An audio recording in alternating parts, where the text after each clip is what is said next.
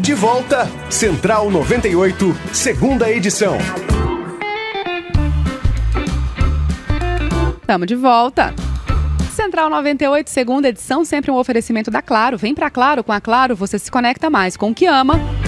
Todo dia é dia de brilhar. Siga @EstrelaBet no Instagram e aproveite a promoção do dia.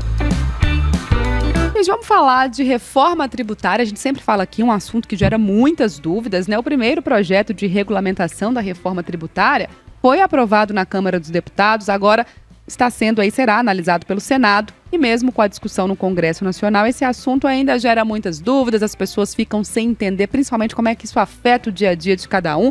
E o Central 98 recebe agora o Fernando Matos, que é diretor de assuntos jurídicos do Sindicato de Auditores Fiscais da Receita Estadual de Minas Gerais, o Sindifisco MG. Fernando, bom dia, um prazer te receber aqui no estúdio do Central 98, segunda edição.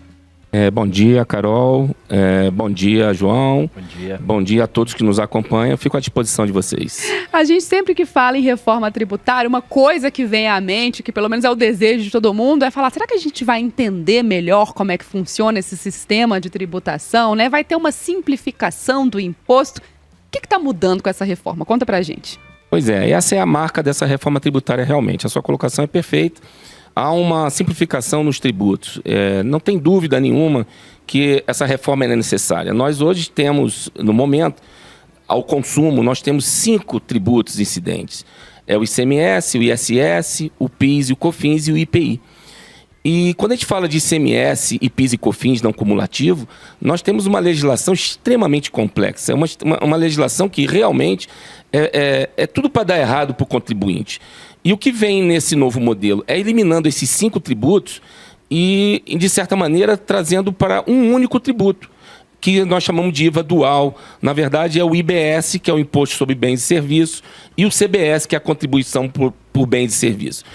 Parece que são 2, mas, na verdade, não são. É um só, porque nós temos a mesma legislação para o IBS e CBS.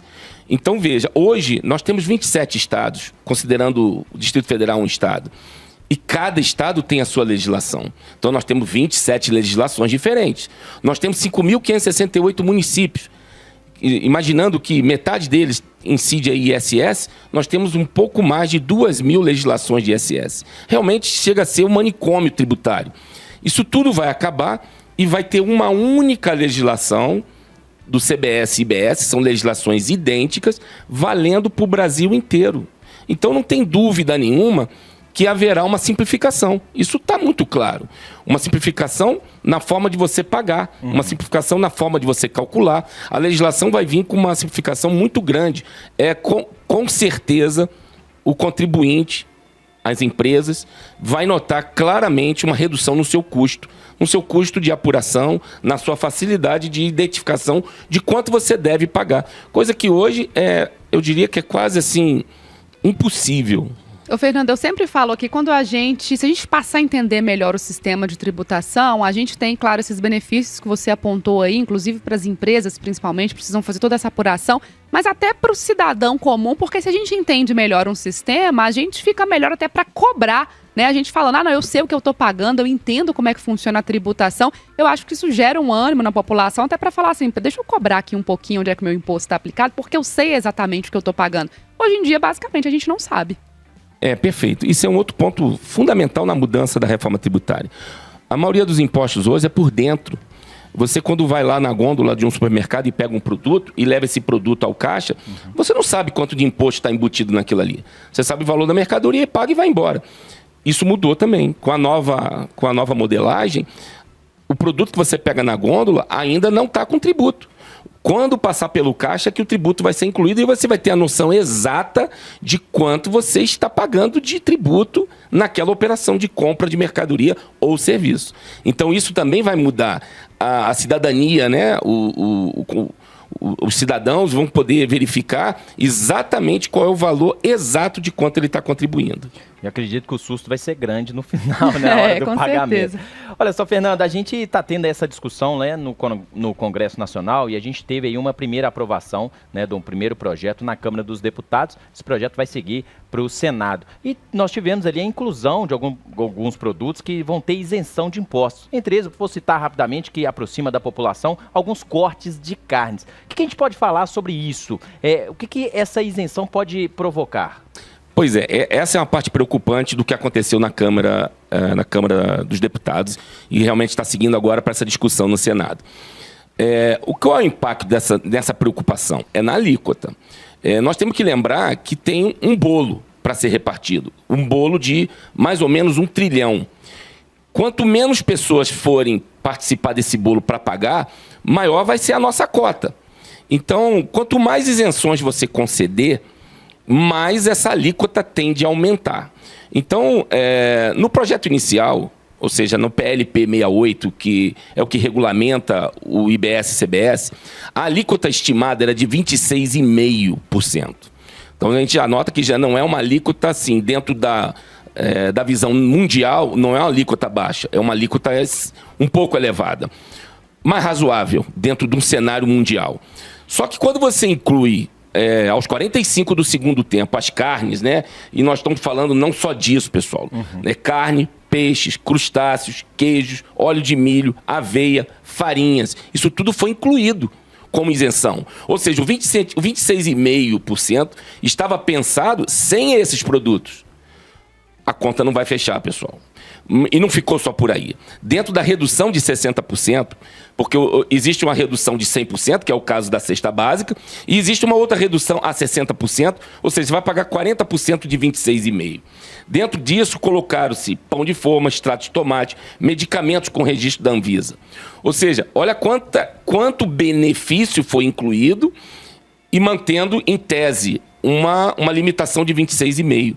Essa conta não vai fechar. Ô, Fernando, e quando você fala que a conta não vai fechar, a gente corre o risco de ver, por exemplo, um aumento no preço de outros produtos no intuito de tentar fazer uma compensação e fazer a conta fechar no final de outra maneira? Não é bem assim, porque hoje isso também acabou, né? Nós temos uma alíquota referência, que é 26,5%, e nós vamos ter uma outra alíquota com redução de 30%, uma terceira alíquota com redução de 60% e uma quarta alíquota com redução de 100%, ou seja, isento. Então não há muito essa possibilidade. Então qual é a possibilidade que a gente vislumbra? É alguns produtos terem que sair dessa lista e ir para a tributação normal. Então, e aí sim, nós temos o chamado imposto seletivo, que é o chamado imposto do pecado, ou seja, junto disso, criaram-se mais um tributo, que é para aqueles produtos que fazem mal à saúde ou ao ambiente. Em tese, né, pessoal? Em tese. Então, a possibilidade que tem para compensar, para o bolo arrecadatório chegar ao que se espera, é levar algum desses produtos para essa lista do imposto seletivo ou retirar alguns produtos dessa isenção. A verdade é essa, com 26,5%, com essas isenções todas, a conta não fecha. E para ela fechar, teremos de ter essa possibilidade de movimentar produtos entre as alíquotas ou aumentar os produtos que vão ser incidentes do imposto seletivo. Não tem outra saída. Fernando, a gente teve também uma ampliação aí do cashback, né? Indo para energia, gás, água e esgoto. Queria que você explicasse primeiro como é que vai funcionar esse cashback, né? O que eles estão chamando de cashback e quais são as consequências. Pois essa situação da carne, para mim, no meu entendimento, ela não deveria ir para isenção. Ela deveria ser incrementada no cashback. Qual é a ideia do cashback? É quem não tem condições financeiras, quem tem um poder aquisitivo reduzido ou baixo, que ele receba de volta o imposto que ele pagar a título de IBS ou CBS. Eu acho que isso aí sim tiraria a regressividade do imposto. Ou seja, ao você jogar a carne para isenção, quem ganha pouco ou quem ganha muito não vai pagar imposto sobre a carne. Isso é regressivo. E, na verdade, quando você faz o cashback, ou seja, você devolve o imposto para as classes menos favorecidas, você está fazendo um programa social. Você está transformando o imposto progressivo. Quem paga mais, ganha mais. Quem paga menos, ganha menos. Então, o cashback é exatamente isso. É a devolução daquele imposto, ou seja, do IBS, CBS, incidente sobre aquela operação, devolvendo para as pessoas de classe menos favorecida. E como vai ser isso? Ainda não ficou claro como será. Mas o primeiro ponto inicial que estão se divulgando é que vai usar o CAD único, o Cadastro Único do Governo Federal. Ou seja, quem está no Cadastro Único vai ter creditado na sua conta, ao final de um determinado período, os valores de ICMS, de IBS e ISS, incidentes sobre energia, gás, água e esgoto. Ou seja, poderia ter colocado aqui a carne, e aí sim faria um programa social com a carne, mas não foi feito. Ainda tem mais um detalhe falando do cashback. O cashback antes, a devolução era de 50% da CBS e 20% do IBS.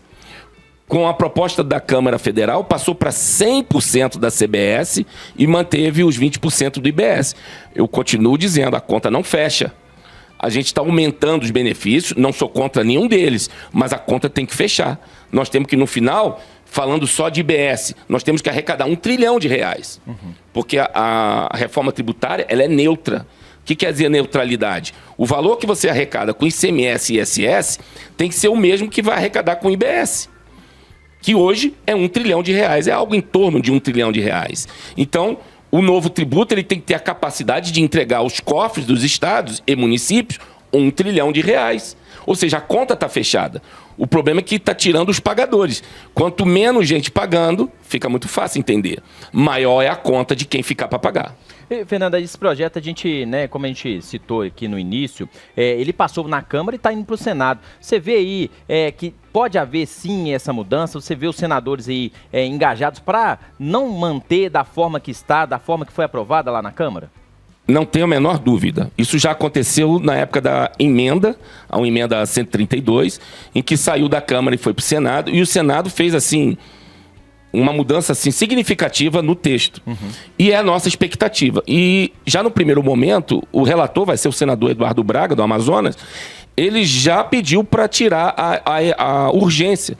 Ou seja, a urgência na tramitação do processo obriga eles a fazerem um parecer em 45 dias. Ou seja, a discussão, o debate acaba sendo minguado, reduzido. Então ele já pediu para retirar a urgência exatamente porque ele quer abrir o debate com a sociedade.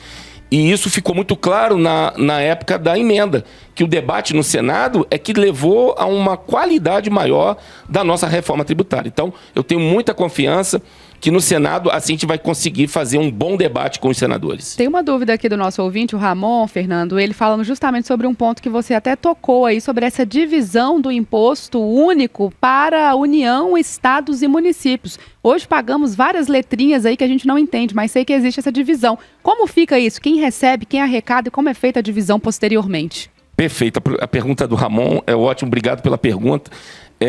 Hoje, realmente, a gente tem uma sopa de letrinhas e N guias. É uma guia para o município, uma guia para o estado, uma guia para a União. Isso vai acabar.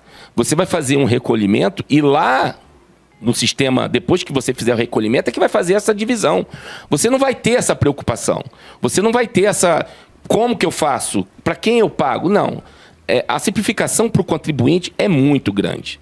Não tenho a menor dúvida que o ganho de qualidade em termos de simplificação é absurdo. Você vai fazer um pagamento e lá dentro é que a gente vai fazer a distribuição entre a União, os estados e municípios. Você não vai saber como que isso aconteceu. Você não vai ver, você não vai ter essa preocupação, ok? Tá aí, gente. Fernando Matos, diretor de Assuntos Jurídicos do Sindicato de Auditores Fiscais da Receita Estadual de Minas Gerais, o Sindifisco MG, falando pra gente sobre esses pontos da reforma tributária, essa simplificação, como que isso impacta na vida das empresas, no seu dia a dia, o que faz diferença no seu cotidiano. Sempre um tema muito importante que vai mexer com a vida de todo mundo e que sim, a gente tinha muitas dúvidas, é sempre bom esclarecer. Fernando, obrigada demais por esse tempinho para bater esse papo com a gente, tirar nossas dúvidas e dos ouvintes também. Eu que agradeço o convite, Carol, João, me coloco à sua disposição. O Sindifisco tem esse papel de lutar pela sociedade e estamos aqui à disposição sempre que precisar. Obrigado. Com certeza a gente vai precisar, já fica aí o convite para a próxima. A gente continua acompanhando tudo que acontece aí nessa tramitação da reforma tributária. Tem dúvidas? Manda para a gente também. É o Central 98, segunda edição, falando dos principais temas, principalmente aqueles que impactam o seu dia a dia.